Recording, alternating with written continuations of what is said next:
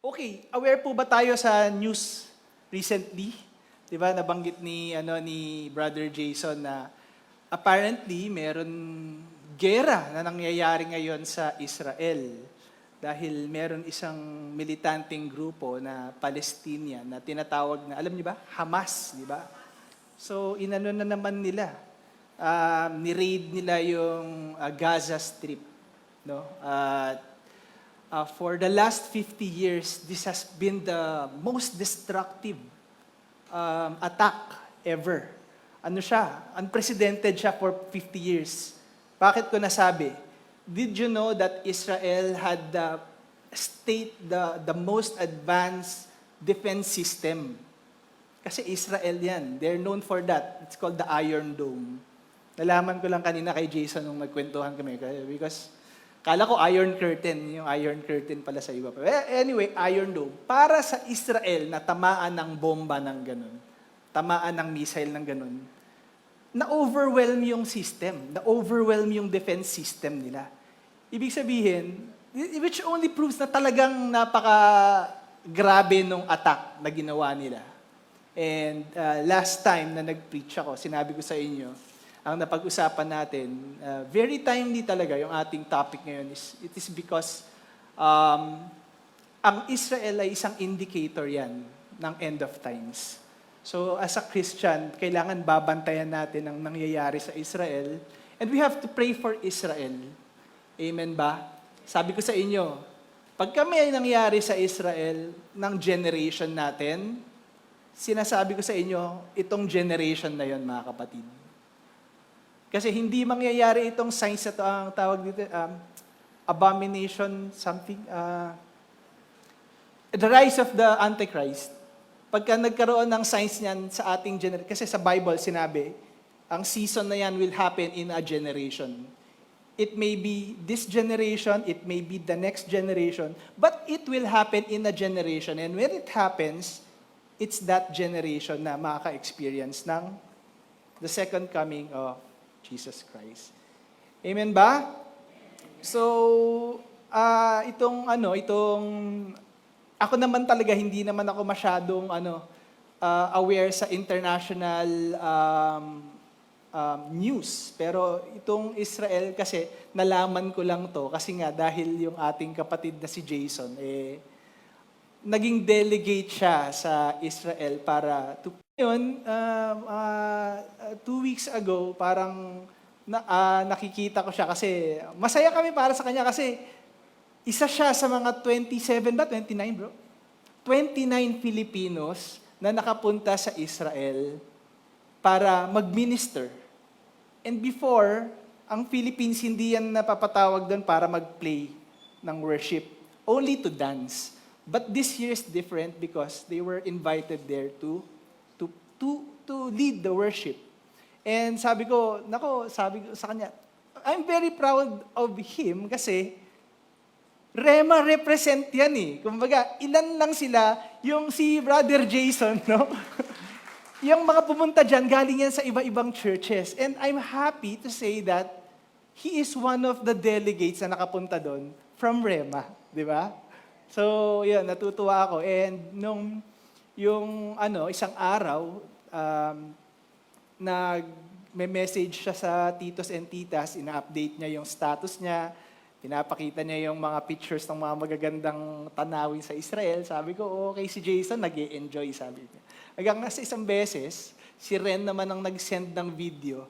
Nakita ko, nasusunog yung mga kotse, tsaka yung mga building doon. Sabi ko, ano nangyayari dito? Sabi ko ganun. Meron pa lang, yun nga, nagka-raid yung Hamas na ganun. Tapos sabi ko, naku, nandun pa yung kaibigan kong si Jason. Sabi ko ganun. Di parang nag-alala kami para sa kanya kasi syempre, 2 weeks lang siya dapat nandun. And yung week na yun, dapat papauwi na siya. So nag-alala ako sa kanya, sabi ko, paano makakauwi ito? Head coach to ng Risers. Ang dami na itong dito sa kanya na mga gagawin niya, no? Pero mabuti pa rin ng Diyos, di ba? Pinrotektahan si Brother Jason at saka nakauwi siya ng maayos, di ba? Sabi ko pa nga sa kanya sa text, bro, kailan ka ba uuwi? Sabi. makakauwi ka ba? Sabi ko, oo bro, pauwi na kami ngayon. Sabi ko ganun. Sabi ko, sige, bumalik ka na dito, baka ma-missile ka pa dyan. Sabi ko sa kanya. So, 2 days after that, nakabalik na siya. Nakita ko na yung picture nila, magkakasama silang mag-anak. So, I'm so happy. I'm praising the Lord for what happened to our brother Jason. Okay, so, syempre, merong gera ngayon sa Israel. So, ano ang kalakip na balita nito? Ano bang napapansin niyo sa paligid? Sino dito yung namalengke, nag-grocery? Neto lang. Anong napapansin niyo sa mga presyo ng bilihin? Nagtaasan na naman. Kagabi lang, nanonood ako ng news. Sinabi nila, there is expected price hike in gas and diesel, di ba, next week. So, ibig sabihin, buti kung yun na ang tataas. Eh, syempre, kalakip nun, pagtaas din ng ibang bilihin. Kasi, syempre, transportation of goods sa trade. So, kapit-kapit yan lahat. Amen ba? That's why I encourage everybody, let's pray for our nation. Amen ba? Ipag-pray natin yung ating mga kababayan. Kasi lahat nagtataasan eh. Isa na lang ang hindi tumaas eh. Ano? Yung sahod, di ba? So, pag-pray natin na makasurvive tayo dito sa dilemma natin na ito, na dala ng gera ng Israel. And let's pray, no? Na magkaroon na ng peace sa Israel, na tumigil na yung terrorism na ginagawa ng Hamas. Amen ba? So, malapit na talaga, di ba? Lapit na talaga dumating. Ready na ba kayo? Ready na ba kayo? Ready na ba kayo sa preaching ko? Hindi sa second coming. Ready na. Okay, ready na kayo. O, sige. Okay, doon na tayo sa ating topic for today, which is God's wake-up call. We are in part 7. Okay, so how do we prepare ourselves and our family for the second coming of Jesus Christ? So today, we will discuss part 2. Okay, building the family altar. Last week, we learned from Pastor Mabel's preaching the definition and the importance of a family altar. Okay, na-capture nyo ba yun? Mahalaga ba ang family altar? Okay, yes, no doubt. It is vital. Amen? I will not do a recap anymore because everything was discussed by Pastora in detail. But if you missed it, or ngayon ka palang naka-attend dito sa church na to, di ba, at hindi mo na panood yung chapter 1, I encourage you to visit our webpage. Kung nandito kayo ng maaga, nakita niya may pinapakita dyan. You just have to scan the QR code, dadalihin niya kayo dun sa page ng Rema. At lahat ng mga preachings, lahat ng mga teachings nandun for your convenience. Okay, so kahit napanood nyo na, if you want to review o gusto nyong maghanap ng specific na message, na lesson, pwede po nating balikan yan. Amen? So, sino ba dito yung mga bagong attend lang? Kataas po ang kamay. O, mga visitors, do we have visitors today? Okay, nakikita nyo, walang visitors. Okay, ang sabi ko sa inyo, mag-invite tayo ng visitors. Next week, mag-i-invite na tayo. So, today, we will be touching on the application naman. Okay, the application of the family altar and how will we do it in our own homes. And hopefully, by the end of my message, I can convince you to do it.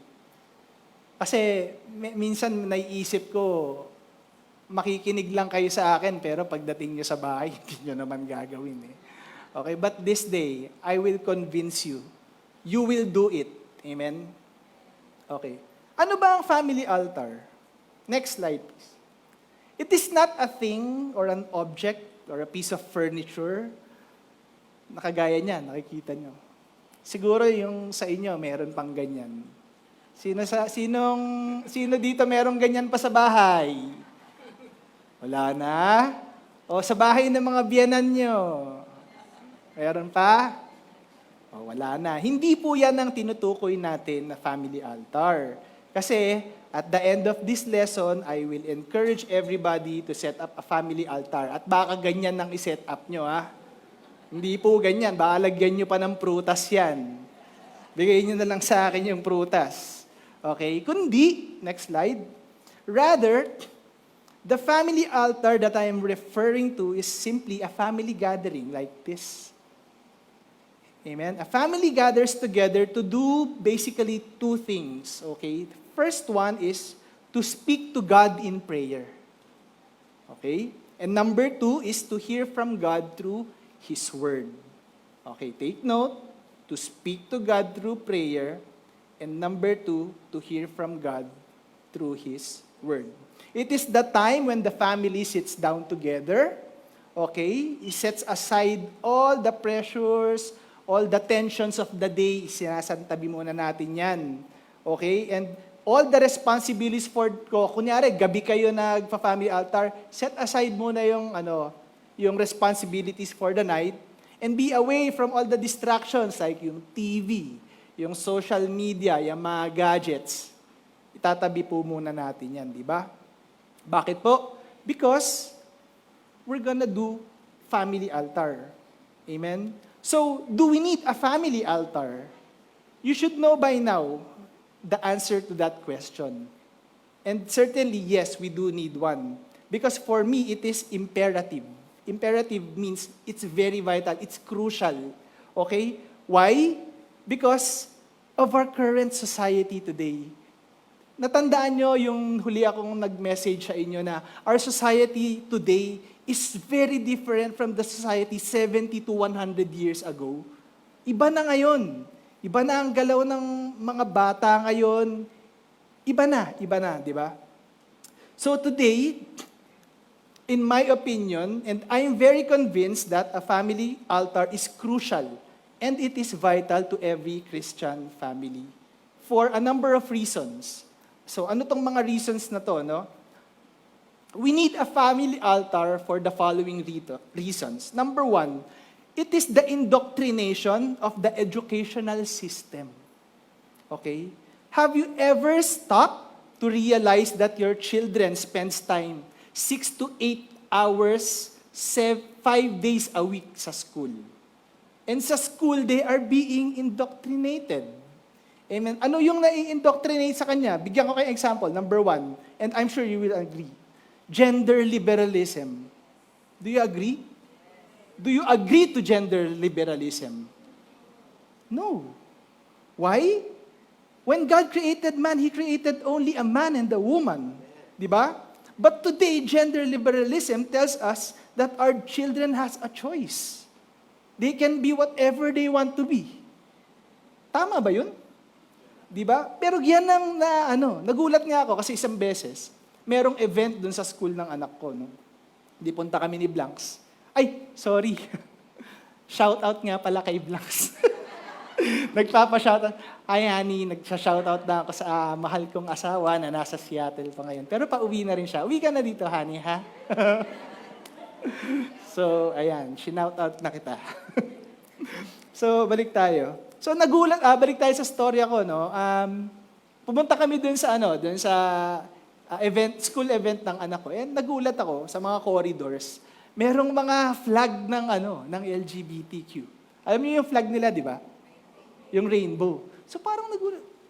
Parang okay lang ba to? Parang sinusuportahan pala to dito. Parang ganon. Kasi before, naalala ko, nung ako yung nasa high school, sa section namin parang 2 or 3, marami na pagka may 3 gay. Di ba? Pero ngayon, nabalitaan ko from the lower batches, kasi dito ako nag-graduate ng high school. Kami ni Mick sa Marist School, which is an exclusive school for boys. Di ba? Nagulat ako kasi sabi nila, halos kalahati daw nung section nila medyo bakla. Sabi ko ganun. Talaga? May mga basketball varsity club pa ba? Meron pa naman, kuya, pero mas maraming volleyball at saka mas maraming glee club daw. Mas marami daw glee club. No, now, I'm not against, di ba? I'm not against the gay. Pero, syempre, hindi tayo kasi naniniwala doon sa kanilang principle that you have a choice. Once you're born a man, you're a man until you die. Even if you're just bones, kahit buto ka na lang at abo, using by the DNA, they can test you if you're a boy or a girl. So, wag mo nang pilitin na maging iba kung hindi ka talaga pinanganak. Pagka pinanganak ka na may lawit, yun na yun, Brad. Wag mo nang ipaputol yan. Magsisisi ka lang. Mahal pa. 'Di ba? So, ayun. Ano pa? Ano pa ang tinuturo sa ating mga bata? Humanism. What is humanism? Humanism is unbelief in the supernatural beings. So, it's unbelief in God. Amen ba?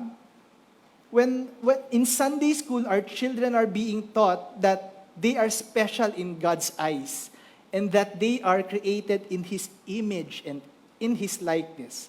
But humanism teaches our children that we are just a product of evolution. Sa earth na to, ang nag-e-exist lang is mass and energy, nothing more. Walang supernatural God. Everything must be proven with science. Every truth must be proven with science. Yung pagkahiwa ng sea, mapuprove ba ng science yun? Hindi naman, di ba? So, hindi sila naniniwala doon. Ano pa ang naituturo sa kanila? Secularism, sexism. Ano yung sexism? One gender is superior to the other, di ba? May discrimination sa isang gender. Ano yung example nito? Kunyari, sa isang co-ed na school. Pagka lalaki ka, pagka marami kang naging girlfriend doon, wow, believe sila sa'yo, playboy ka. Pero pagka babae ka at marami kang naging boyfriend doon, anong tingin nila sa'yo? Easy ka, easy to get, di ba? So, ganyan yung mga natututunan ng mga ating mga anak, no? Ano pa? Evolutionism. What is evolutionism? That man evolved from monkeys. Tingnan mo nga yung katabi mo, kapatid. Tanungin mo lang kung naniniwala siya dun. Tanungin mo lang, naniniwala ka sa evolutionism? Okay. O yun, okay? Ano pa? And would you believe, kapatid, Satanism? Satanism. The ideology of Satan. But take note, mga kapatid, Satanism doesn't necessarily mean worshiping the devil. It is not. Okay? The core concept of Satanism is that the individual is the center of the universe. It is the belief in oneself. Diba? Ano bang turo sa atin sa church? Who is the center? Jesus is the center. Naalala niyo pa ba yung prayer of acceptance na ginawa niyo?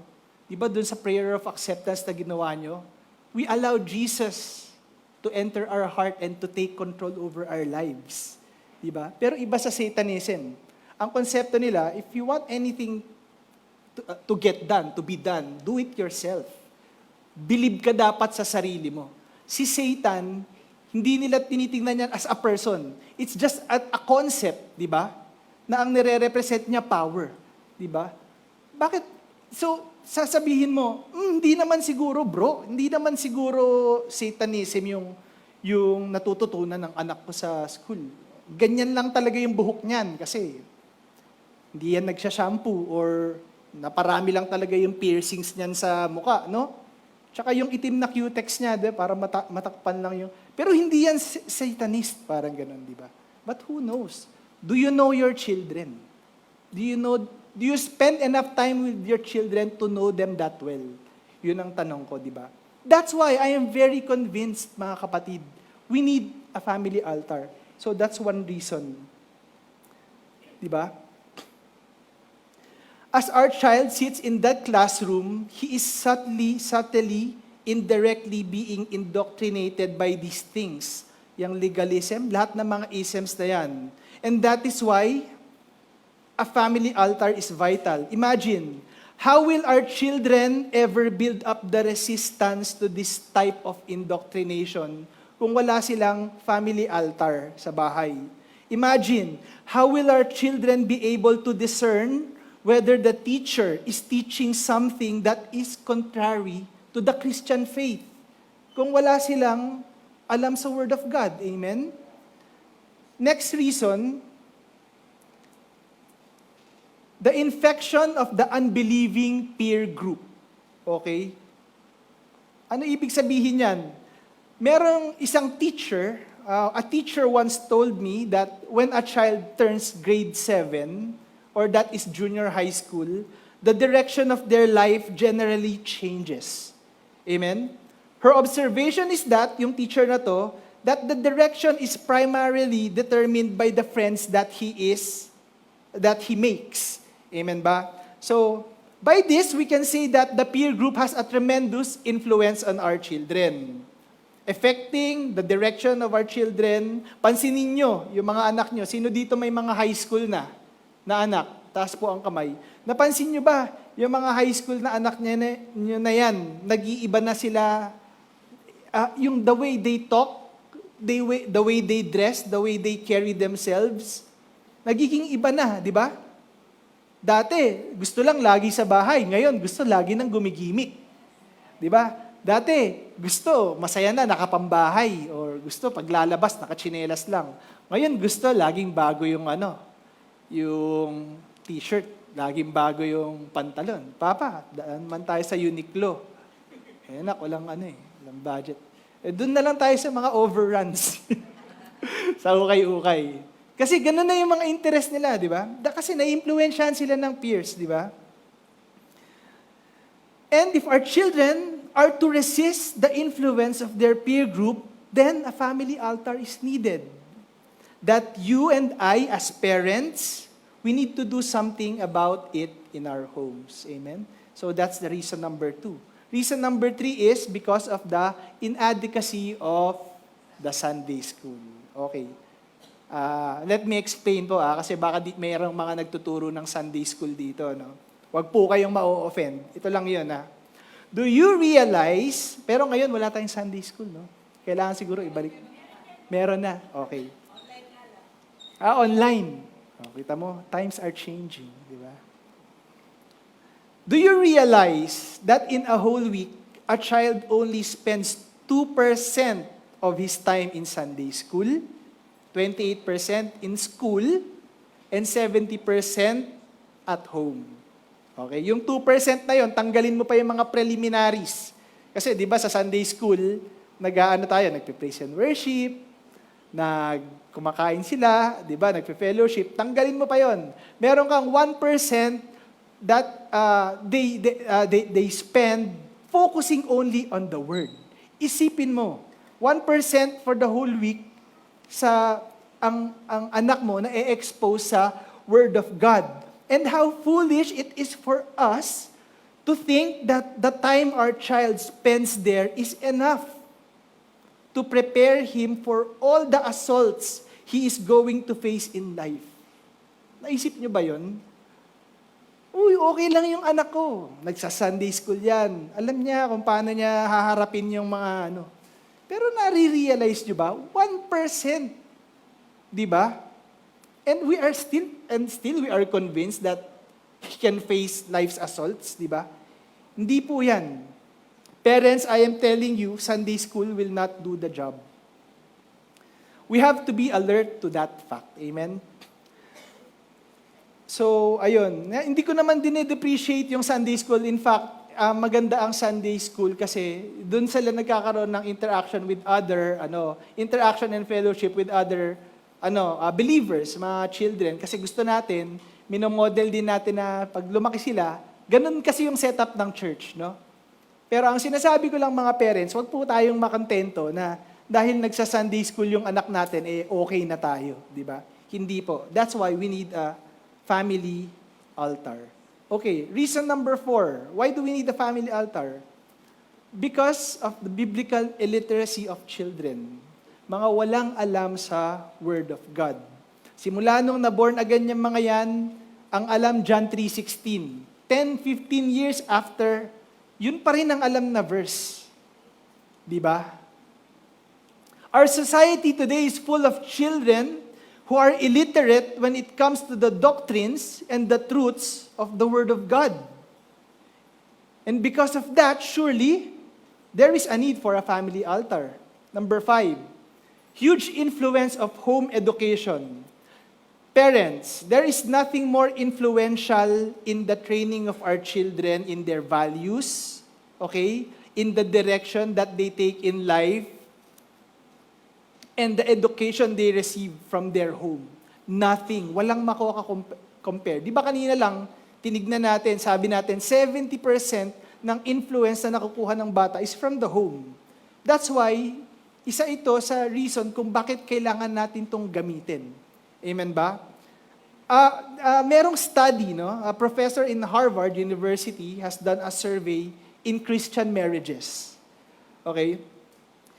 Doon sa study na to, he demonstrated that in homes where there is a regular reading of the Word of God and there's regular prayer time among the family, napansin nila na the divorce occurs 1 out of 1,015 marriages. 1 out of 1,015 marriages. And this survey was just conducted nito lang. Ngayon, itong society natin, itong kalagayan ng society na, and what does this tell you? Effective ba na meron tayong daily reading ng Bible and daily prayer? Yes, based on the results. Yes. And mind you, this research is secular. It's not even Christian. Professor ng Harvard, talagang nagkumuha lang siya ng data. And napatunayan sa statistics, 1 out of 1,015 marriages, isa lang ang divorce. Di ba? There is no doubt that the way we conduct ourselves as parents will be the most influential factor in affecting the direction of our children. Napakalaki ng role natin being as parents sa bahay, dun sa direksyon na pupuntahan ng ating mga anak. That's why, mga kapatid, we should establish a family altar, di ba? This is a very great challenge to us. Okay? Ang mga anak natin, maniwala kayo, sandali lang yan sa'yo. Darating ang oras, magsasarili na yan. Ang tanong ko sa'yo, kapatid, pag nagsarili ba yan, naitanim nyo ba yung mga truths, yung mga doctrines ng Bible na dapat nyong naitanim dyan? Diba? Naniniwala ako, mga kapatid, na ang bata, pagka nataniman niya ng truths and doctrines of the Bible, makakapag-desisyon niya ng tama every time. Every time. Amen ba? And ako, naniniwala ako, as a parent, yun yung isa sa mga gusto nating mangyari. Because why? Yung mga anak natin, hindi naman natin yan mababantayan 100% of the time. And mga kapatid, hindi natin kailangan gawin yun. Ano ang role mo bilang magulang? I-instill mo yung truth, i-instill mo yung doctrine ng Bible sa kanya. Amen ba? Let the Lord deal with him. Amen? Amen. And lastly, syempre, we need a family altar because it is ordained by God. Sabi nga ni Pastor Mabel. Ito ay inutos ng Diyos. Now, when we say that it is ordained by God, it must have a biblical basis. Kagaya ng ginagawa natin dito. Pagka may sinabi ako sa inyo, kailangan mababack upan niya ng Word of God. Huwag kayong maniniwala sa akin pagka wala yang katumbas na Word of God. So, we will go into that. What is the basis of a family altar? As far as I know, there is no verse in the Bible that instructs us explicitly that we are to have a family altar. Walang sinabi sa Bible na mag-establish ka ng family altar sa family. Wala. Okay? May mga malapit, pero walang eksakto. Walang kagaya nung yung instruction sa Bible na mahalin natin ang ating asawa, mag-submit tayo sa ating mga husbands, or to honor your father and your mother, or not to provoke our children to wrath. Because this one, explicitly, may instruction to sa Bible. Pero itong sinasabi ko, that you should establish a family altar, wala ito. Pero, merong malapit. Merong malapit na may nahanap tayo, okay? And this is one of the best, okay? And this one, we can find it in Deuteronomy chapter 6, verse 4 to 7. Okay? Now, bago tayo magbasa ng Deuteronomy 6, verse 4 to 7, gusto ko lang mag-intro, no? Deuteronomy chapter 6 contains the instructions of Moses. Okay? Si Moses yung nagsasalita dito, ha? And just before he leaves the earthly scene, he is speaking to the nation of Israel on the shores of Jordan River before they enter Canaan. Okay? So, be with me lang, ha? And as he speaks to them in these last few minutes of direction and instructions, he has something to say to the parents. Okay? And so he goes, sabi niya, O Israel, hear, O Israel, the Lord is our God, the Lord alone. Therefore, you shall love the Lord your God with your whole heart and with your whole being and with your whole strength. Take to heart these words which I command you today. Keep repeating them to your children. Recite them when you are at home and when you are away, when you lie down and when you get up. Bind them on your arm as a sign, and let them be as a pendant on your forehead. Write them on the doorpost of your houses and on your gates. Thank you, Lord, sa iyong salita. Now, Moses begins with a direct word to the parent, okay, regarding two things. Okay, number one, it is the parent's relationship with the Lord. You will see this in verse 5. Sabi, therefore, you shall love the Lord your God with your whole heart, your whole being, with your strength, with your whole strength. Amen? Verse 5. Yun yung una. And number 2,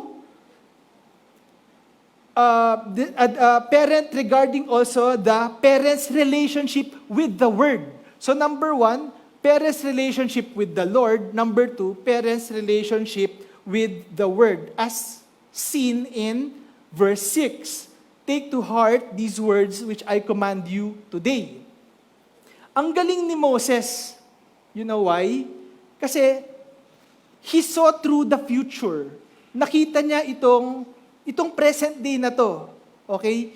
He can see as far as the present day, and he immediately recognizes that one of the real problems that will arise in the nation of Israel is that parents will have great aspirations for their children, but that will never be realized because of a deficiency in the parent.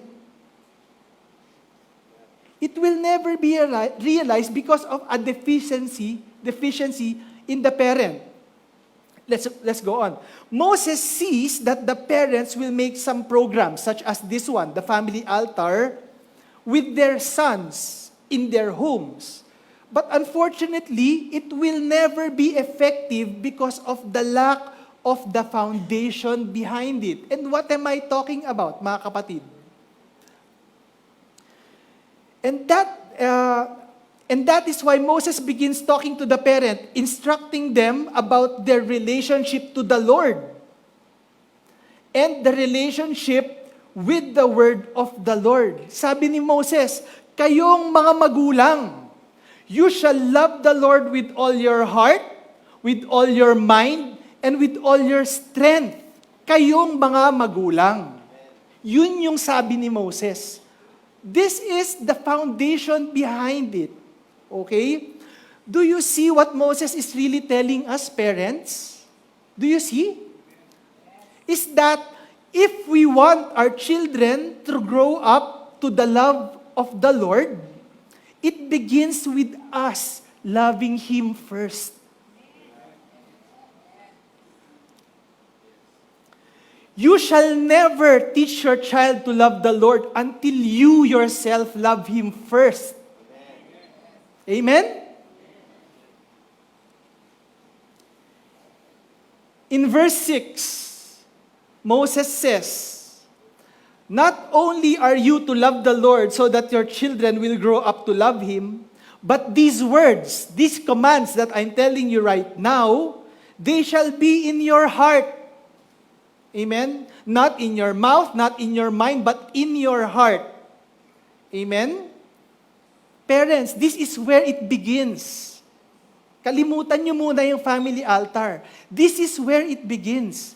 You need to develop that love for the Lord and love for His Word. Amen? Bago tayo mag-establish ng family altar, ask yourself this one first. Do I love the Lord and His Word? Do you love the Lord and His Word? Bakit ko to sinasabi? Because iko-convince ko kayo mag-family altar, but if you don't get this, it is pointless. Amen? Now, if you are a parent like me, you will agree that one of the biggest struggles of being a parent is training and teaching your children to love the Lord. Do you agree? That is one of the biggest struggles. Di ba? Turuan mo yung anak mo na mahalin ng Panginoong Diyos. Di ba? Bakit kaya ito struggle, kapatid? Do you think it might be possible that one of the reasons why we are struggling in this so badly is because we haven't started where Moses wants us to start? Is it possible that we are making our children love the Lord when we ourselves don't love the Lord? Is it possible, mga kapatid? Or, is it possible that your great concern is for your children to have the Word of God in their heart so that it will affect the way of their life? It will affect the way they talk. It will affect how they clothe themselves. It will affect the kind of music they listen to, or it will affect the choices that they make. Will they make their judgment with discernment, mga kapatid? And with some kind of spiritual context? Di ba? Naisip ba natin yon, mga kapatid? Is it possible that we want the Word of God to be in their heart, but it is not in our heart? Pag-isipan po natin, kapatid. Amen? See, that's where Moses wants us parents to start. Mahalin muna natin ng Diyos at ilagay natin ang mga salita niya sa ating puso, mga kapatid. And then, only then, you are in the position to teach your children. Nakukuha niyo po ba? It is only then you will be in the position to teach your children. You can start now a family altar. Amen? Okay. So, okay lang ba kayo? Okay lang? Inom lang ako sandali. Okay, let's continue. Okay, so, now that, am I convincing you right now that we need a family altar? Sana, no? Okay, so magpatuloy po tayo. Okay, let's go to Deuteronomy 6 verse 7, no? In verse 7 naman, so nakuha natin yung yung dun sa 5 to 6, no? What do we need to be in the position to teach our children? Number 1 is to love the Lord. Number 2, put the word of the Lord in your. Tatandaan po natin. Okay, love the Lord. Put the word of the Lord in your heart. Okay, let's continue. Verse 7, basahin natin ulit. Keep repeating them to your children. Recite them when you are at home and when you are away, when you lie down and when you get up. Bind them. Okay, dun na lang muna tayo. Okay, take note of this passage. Verse 7, sabi dun sa, There are two verbs na nabanggit dito, dun sa passage na to. Number one is to keep repeating it. What's it? The word. Keep repeating. And number two, recite them. Okay, teka. Yun dun sa keep repeating muna. Sa other version ng Bible, it is to teach them diligently. Okay? Or to impress to them the word of God. Okay? And then dun sa next verb naman, is to recite them, or in other versions, talk of it, or communicate it. Okay? Communicate it to them. Communicate it to your children. If you will see the difference between the two verbs, okay, we can see two dimensions dun sa passage na to, okay? The first one refers to the formal instruction of our children. Formal. You shall keep repeating the word to your children. Teach them diligently. Okay? Actually, the Hebrew term used in this verse means to sharpen them. Sharpen them. Parang isang panday. Anong ginagawa ng isang panday? Kukuha siya ng isang kapirasong bakal, lalagay niya sa apoy, hanggang sa maging again, pupukpukin na naman. Pagka nakukuha niya na yung tamang forma, hahasain niya na. Gagamit siya ng mga iba-ibang klaseng grindstone from pinakamagaspang hanggang sa papino ng papino ng papino. Ano sinasabi ko? Madali bang gawin? Ang daming proseso, di ba? But this is what Moses is suggesting that we take. Is suggesting that we do.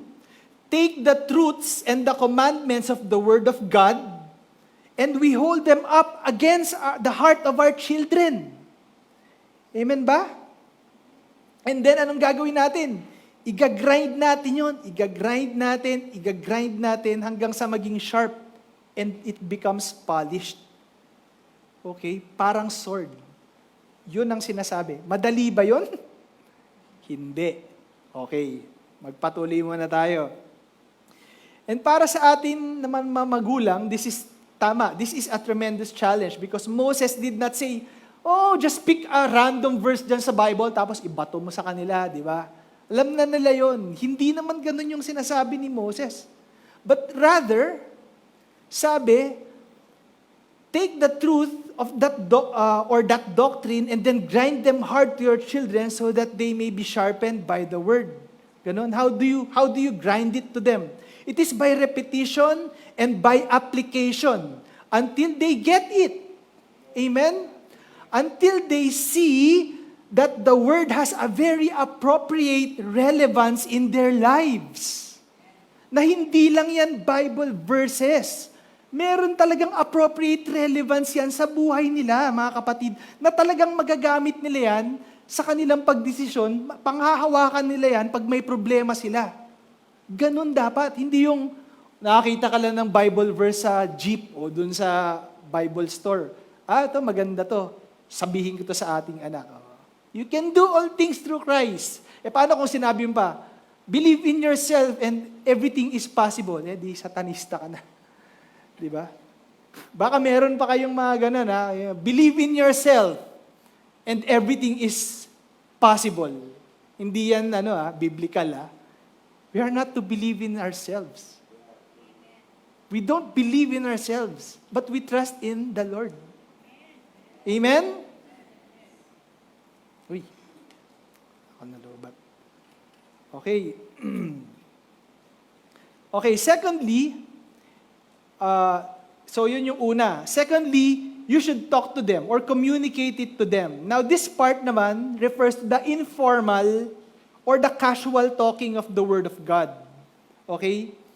This is a very important dimension in a Christian home. Bakit? You will see that as Moses goes on, he tells us that this kind of communicating, this informal discussion or casual talking should take place while you are sitting at your house, di ba? When you are having dinner with the kids, when you are watching television, even when you're just having a cup of coffee, di ba? Yung mga informal na tatanungin mo yung anak mo sa ano bang nangyari sa school mo ngayon? Yung anak mo, magsasabi sa'yo, Papa, nakita ko, may napanood ako sa TV na, alam nyo naman yung mga TV ngayon, lalo na sa local channels, ano ang mga topic nila? Kung hindi infidelity, betrayal, unforgiveness. Ngayon, mapapanood nila yon. And mga kapatid, may expose dyan ng mga anak natin. Di ba? Kung hindi man sa TV, sa social media. Kung hindi man sa social media, sa school. O kung hindi man sa school, sa trabaho ng mga anak natin, kung meron tayong mga anak na nagtatrabaho na. Di ba? But this informal, casual talking with them, this is where you inject the Word of God. Okay, ganito Papa yung napanood ko sa TV. Pero anak, anong matasabi mo dyan? Ano ba ang sabi ng Word of God tungkol dyan? Di ba? Itong mga maliliit na bagay na to is para mo na rin silang hinahasa. Di ba? Na everyday, ganun ang pinag-uusapan nyo. Make every topic, injekan nyo ng salita ng Diyos. Okay? Kaya nga sinasabi ko sa inyo, mga magulang, this is a challenge because how can you inject the Word of God if you don't have it yourself? Di ba? Paano, di ba?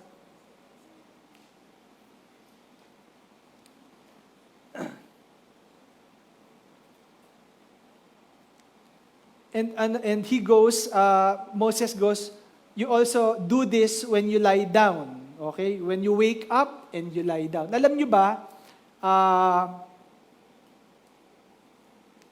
ba na ang most vulnerable time para sa ating mga anak is yung time na bago sila matulog?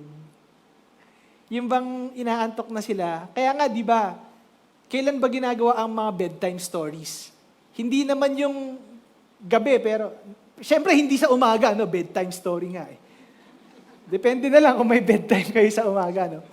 Pero hindi naman to ginagawa na yung habang nagdi-dinner kayo, di ba? Pero ginagawa to, yung matutulog na siya, di ba? Kasi ito yung time na yung vulnerable siya, nakikinig lang siya, di ba? Tapos parang lahat ng mga sinasabi mo sa kanya, naalala ko, lahat ng storya na narinig ko mula nung bata ako, ang naaalala ko lang hanggang ngayon, yung mga bedtime stories ng mga magulang ko sa akin. And let's take this as an opportunity to inject the Word of God into our children. Bago sila matulog, mag-usap kayo, anak, mahal ka ni Lord, alam mo ba na you are very special to Him? Yung mga ganun ba, na mga bagay, na kung matagal ka ng Christian, alam mo na yun eh. You just have to declare it to your children. Amen ba? So yun yung mga panahon na maganda na i-inject natin yung salita ng Diyos. And alam niyo ba, if you would look at this passage from the Hebrews point of view, there is another dimension to this. There is a Hebrew kind of literature kasi that mentions two extremes. Tignan nga natin tong word. Meron bang extreme dito? Sa verse 7, recite them when you are at home and when you are away. Okay? Yun yung isang example ng extreme. And number 2, when you lie down and get up. How about we say, when we get up until we lie down? Okay? Merong isang form or kind ng Hebrew literature that mentions two extremes, but it is designed to consider the time in between. Ibig sabihin, for example, when you recite the Word of God at home or you are away, to the Hebrew mind, that would mean everywhere. Not just from home or when you're away in the office, but everywhere in between. And sinabi din niya dito, when you lie down until you get up, or when you get up until you lie down, from the Hebrew mind, it says, every time. So, ang isang dimension nito to the Hebrew is, talk about, recite the Word of God everywhere, every time. Amen? So, yun ang ibig sabihin nun. Basically, this passage tells us to talk of the things of God everywhere, every time. Amen? Okay, yan. So, actually, itong message ko ngayon, dito siya lahat nagre-revolve. You know why? Because Actually, a family altar, madali na tayong gumawa ng family altar if we already have that established in us, our love for the Lord, and if the Word of God is in our heart. But, syempre, kailangan pa rin natin i-discuss, no? So, reading Deuteronomy 6, verse 4 to 7, clearly shows us the basis of a family altar. Now, if we move on, ano ang next step? Okay? It has to be, tingnan natin, how to conduct a family altar. Dito na tayo ngayon sa application. Di ba? Paano nga ba, mga kapatid? Ano ba ang kailangan nating gawin? May mga requirements ba para magkaroon ng family altar? Okay, tingnan natin. Number one is to have the right attitude. Okay? This is referring to the attitude of who? The children or the parents? Yes, correct. Kayo. The parents. It is, why? Because it is possible for a parents to look at the family altar as a duty or a burden rather than a delight. Ako naman, family altar naman. Manunood pa nga ako ng TV, parang gano'n, di ba? That's why, kailangan ayusin muna yung attitude ng parents. The family altar can be a big problem in a parent's life rather than a tremendous privilege. Okay? In verses 4 to 6, Moses suggested some things that will help to create the right attitude. And what is that? You already know. Minention ko na. You need to have the love for the Lord and the love for His Word. And if you have that, it is easy. What? It is easy to get to that right attitude before doing the family altar. Amen ba? This attitude is to love the Lord your God and His Word. And this will give us the right attitude toward having a family altar at home. You will want to sit down with your children and share with them your love for God. Yung love mo, yung delight mo sa Word ng God, yun yung gusto mong i-share sa Kanya. So, instead of being a burden, it becomes a delight. It becomes a privilege. Di ba? Amen. Number 2, we have to design the family altar with our children in mind. Okay? The family altar is designed not to teach your wife. Okay? The family altar is not designed for your personal devotion. Diba? But instead, sabi ni Moses, teach your children. The family altar is designed to train, to teach, to develop your children. So, kung yun ang design ng family altar, ano dapat siya? Mahaba, maigsi? Mahaba, maigsi? Maigsi. Question. Gaano kahaba ang attention span ng isang bata? Maigsi lang, di ba? Okay, kung kayo, meron pa kayong mga maliliit na children at home, huwag kayong maggagawa ng family altar para mag-intercession pa kayo at para mag-praise and worship kayo ng 2 hanggang 3 kanta. Naaalala ko, meron kasi kaming family altar sa bedroom namin. Kasama yung pagka nagpa-family altar kami. Minsan, pagka medyo doon sa prayer part na, no, ang haba-haba na ng prayer namin ni Blanca. Pagkasabi namin ng, in Jesus' name, wala nang nag-i-amen. Ang naririnig namin, gumaganon na. So parang yung una, parang naiinis ako, huy, gumising ka. Wala kang respect sa prayer, sa devotion. Pero masisisi mo ba sila? Mga bata lang yung mga yan eh. Mga bata lang yung mga yan, di ba? You have to design that family altar in such a way that makukuha mo yung 100% focus nila. So wag kang gagawa ng family altar na napakahaba. 10 minutes to 15 minutes should be good enough. Amen ba? It shall be something designed to instruct your children. This means we should want to read from a Bible version that they easily understand. Huwag ka nang mag-NKJV, kapatid. Baka mag-NKJV ka pa eh. Doon ka na lang doon sa New American Standard Edition, NABRE. Ano yung NABRE? Merong ganun, or Amplified is also okay. Ang Amplified, medyo mahaba lang siya, but it's very, detailed. Madali mo lang siyang maintindihan. Oo. And ano pa? Okay, yung sinabi ko na, the family altar should be short since the attention span of our children are very short. And then, yung mga examples na isa-cite natin sa family altar, wag na yung tungkol sa office nyo. O wag na yung tungkol sa experience mo dun sa tao mo na pasaway. O yung boss mo na pinagalitan ka. Kasi hindi naman makaka-relate yung mga anak mo dyan. But instead, ikaw yung magtanong sa anak mo, anak, ano ba nangyari sa school sa'yo today? Di ba? Yun yung gagamitin nyo, di ba? Para ititrain mo sila sa family altar. And number 3, conduct it in a pleasant atmosphere. Di ba? The family altar is not a place for a sermon from dad. Okay? It should be informal with a comfortable atmosphere of home. Di ba? Ang target natin dito is, we want everybody to participate. You want them to speak. Hindi yung ikaw lang, yung salita ka lang ng salita. Alam mo ba, anak, ganito yung nangyari, ganyan, ganyan. O magpe-pray na kayo. Yung anak mo, nakatingin lang sa'yo, di ba? But you have to get that atmosphere where they can freely talk, they can freely express themselves, di ba? Yung mga bata. Yun yung ano natin, yung goal natin sa family altar. Okay? So, number 4, yun, sinabi ko na, get everybody involved. It is easy for us parents to do all the talking, no?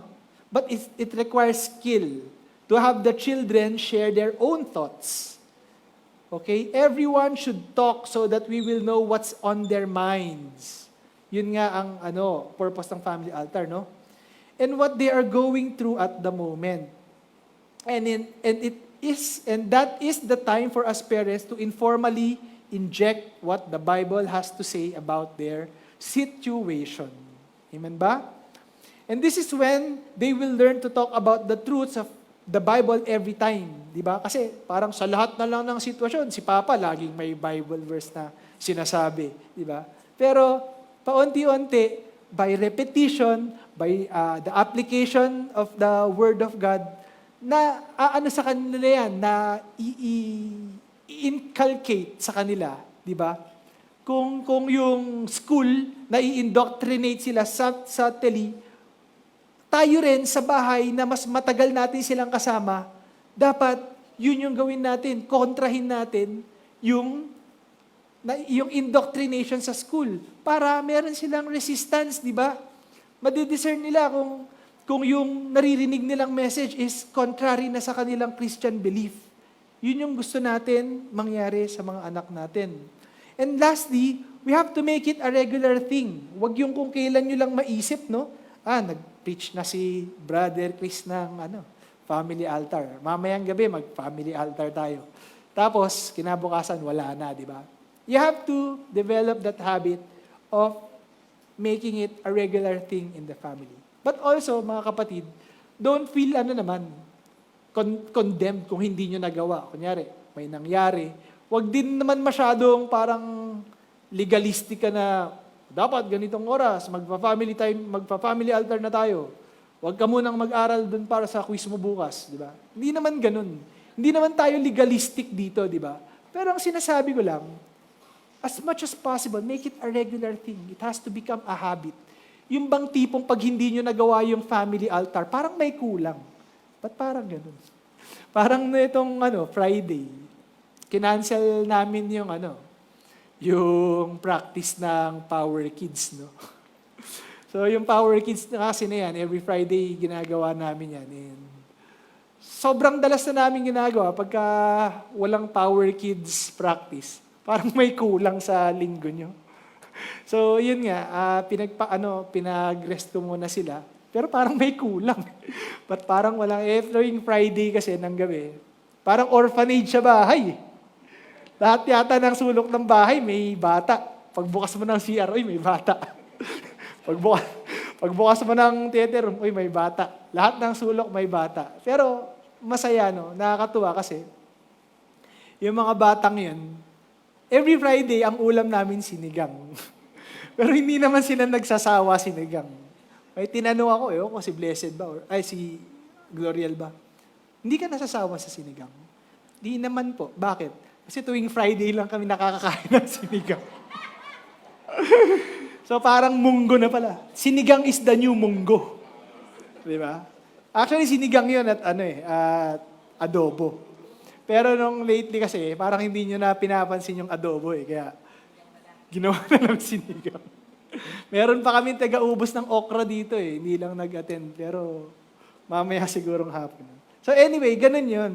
Let's make it a regular thing, no? Yung ating family altar na it should be a part of us na parang pagka hindi natin to ginawa, parang may kulang. Amen ba? Alright, so next, matatapos na rin po ako. Just bear with me. What to do during a family altar now? Okay, so actually this one, you can be very creative kasi I think I already mentioned kung how we conduct it. So, ito, magsasite na lang ako ng mga examples, hindi na para ipalakihin pa natin ito. Siyempre, number one is, we have to worship first. Okay, we have to show our adoration to God. We have to invite the Holy Spirit na samahan tayo dun sa family altar activity. So, we worship together with the kids. Ang ginagawa after worship is, you pray together, di ba? Sabi ko nga, in the family altar, you only do two things. You talk to God, speak to God through prayer, and receive His Word. Receive from Him through His Word. So you pray together as a family. And magulang, pabayaan nyo na minsan mag-lead din yung mga anak nyo ng prayer. Kasi alam nyo ba, ako, gustong-gusto ko na naririnig yung mga anak ko nagpe-pray. Kahit napakababaw lang ng pinagpe-pray nila, makikita mo napaka-sincere nila. Diba? Kahit paulit-ulit, Lord, thank you for your blessings. Thank you for your protection. Pero makikita mo talagang very fervent yung kanilang pagpipray. Nakakatuwa sila. Gustong-gusto ko sila. Kaya as early as now, teach them how to pray. Teach them how to pray, mga kapatid, di ba? This is a very, very useful this is very important as a Christian. Teach them how to pray. Amen? Dapat, ang mga anak nyo, pag pinag-pray nyo, hindi sila yuko, ikaw na. Yung mga anak natin, minsan, pag pinagpe-pray mo, nagiging paniki. Bakit? Ba't ako? Mag-pray ka nga, ba't ako? Nagiging paniki ka na naman, di ba? Ba't ako? Dapat, yung mga anak natin, pagka pinag-pray natin, wala nang ba't ako. Diretso na prayer, di ba? Dapat maging komportable sila sa pagpipray. Dapat maging komportable ka sa pagpipray. Kristiyano ka Tinanggap mo na si Jesus sa buhay mo Bakit hindi ka komportable mag-pray? Sige nga, kung hanggang ngayon hindi ka pa rin komportable mag-pray, mag-practice ka na. Para next time, pagka pinag-pray kita, hindi ka maging paniki. Diba? Sabihin mo, brother, ba't ako? Amen? Number 3, Bible reading. Of course, may Bible reading kayo. Pero hindi naman mahaba. I think 1 verse or 2 verses should be enough. Ikaw, bilang parent, be prepared din. Huwag lang kayo maghahanap ng random verses, no? Mag-prepare ka na ng Bible verse na gusto mong ituro sa anak mo. Ngayon, if you want to do this, meron ba sa inyo dito nakapag-download na ng Bible app sa kanilang cellphone? Pag tignan niyo yung Bible app, kung gusto niyo turuan yung mga anak niyo, maghanap lang kayo ng topic doon. It's very rich. Pwede kayong kumuha ng mga courses doon. Alam niyo, wala nang excuse ngayon kung ano yung ituturo mo sa anak mo dahil ang dami dyan. Diba? Nasa ano na lang yan. If you're available, if you are available to do that, if you will make yourself available to do that, huwag mong sasabihin na, brother, masyado akong busy. Brad, pagka ginawa mo yun, that is the most terrible thing to say. Knowing that this family altar is crucial, sasabihin mo, masyado akong busy, may gagawin pa ako. Diba? It's such a terrible thing to say knowing how crucial a family altar is. Amen? Number 4, memory verses. O yan. Alam niyo yun, John 3:16, di ba? Dagdagan naman natin yan. So yung mga anak nyo, bigyan nyo naman sila ng mga bagong verses na malalaman nila. Para pagka sa school, may kausap sila. Yung kaibigan nila, lapit sa kanila ng problema. Di ba? Bro, pautang naman. Sabi sa Bible. Di meron ka ng memory verse na sasabihin, di ba? Hindi. Ang sinasabi ko lang, para hindi nga magbigay ng kung ano-anong advice. I-quote mo kung ano yung nalaman mo sa Bible, di ba? Eh kung wala kang Bible na dala, edi very convenient na memorize mo na siya. Amen ba? Number 5, teach your children to intercede. Pray for others. Hindi lang yung para sa kanila. Teach them also to pray for others. Pray for your teacher, pray for your classmates, pray for your friends who are sick. Turuan natin sila ng ganun. Amen ba? So just be creative, no? Or discuss and ask questions. Oh, ano ba yung nangyayari sa school mo today? Oh, sasabihin ng anak mo, Papa, may nang bubuli sa akin eh. Oh, di turo mo sa kanya, injectan mo ng word of God. Di ba? Ganito ang dapat mong gawin, anak. Huwag kang maghihigante or huwag kang lalaban, di ba? Sumbong mo na lang sa teacher. Parang ganun. Pero ang sinasabi ko lang is, this is a time where we can casually communicate the word of God to them. We can informally, di ba, talk about the word of God to them sa present situation nila. Amen? And yun, ito lang yung 6 sa mga pwede mong gawin. Yung ibang mga family altars, nagre-reenact pa sila. O, ganito yung ginawa ni Noah. O sige nga anak, ikaw kunwari si Noah, ikaw kunyari yung kalabaw, di ba? Sige nga, gawin nyo nga yung i-reenact nyo. So pwede rin gawin yon. Bakit? Kasi napapansin nyo ba, pag mga Christmas or pagka meron tayong mga anniversaries, di ba napaka-powerful ng play? Di ba? And para bang pagka nasa play ka, pag ikaw yung actor na yun, parang nai-internalize mo yung nai-internalize mo yung character. So, parang makakatulong din yun kung nire-reenact nila yung nangyari sa mga Bible, yung mga anak mo, di ba? So, nakakatulong din yun na ma-internalize nila yung sinabi sa Bible. So, yun lang. Yan yung mga bagay na pwede nating gawin. So, but I encourage you, be creative kung anong gusto nyo. Kung gusto nyo, mag-compose kayo ng kanta, gumawa kayo ng mga tula, di ba? Pero dapat ang ang maging sentro natin is we have to make that as a venue to train our children. Amen? Okay, so nakuha niyo na. So what do we expect? Di ba? Anong resulta ang ine-expect namin when we do this? Number 1, syempre the love of God will be on fire. Di ba? Babalik yung init ng love of God sa atin at sa ating mga anak. And number 2, good relationships and reconciliation will happen in the family. Okay? Number 3, answered prayers and miracles will be experienced.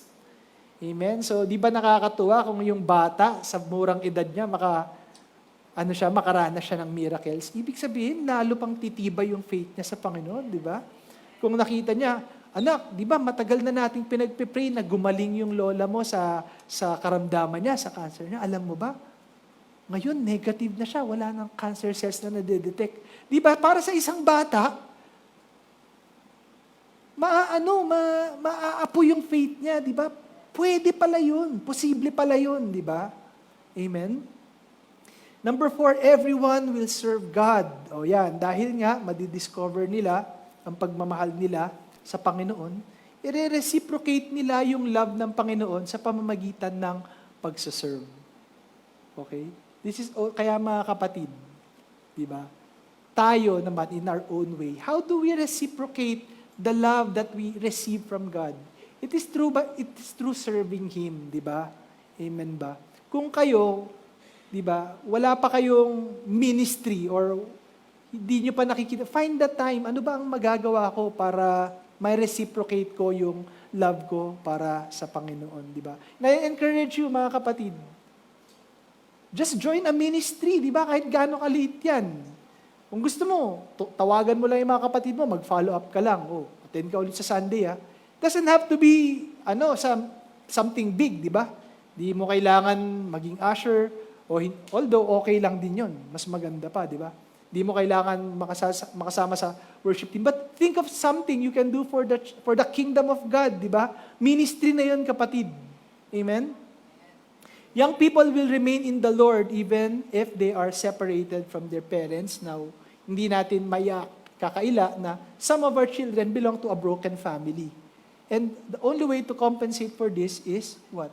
They have to know the love of the Lord. They have to know the Lord. Okay? So if we have family altars like this, may re-reinforce natin sila kahit wala yung tatay, kahit wala yung nanay. Because why? God can take the place of the parent. Di ba sinabi ko sa inyo, God is enough. Amen? Number 6, there will be a revival in the church and in the country. Ito naman yung gusto talaga natin. Amen? So, mga kapatid, in conclusion, I just want to encourage you to build a family altar. But before that, even, have this love for the Lord. Love Him. Love the Lord with all your heart, with all your strength, with all your mind. Dito tayo magsimula, di ba? Ayusin natin to. And number 2, ano yung number 2? Let's put the Word of God in our hearts.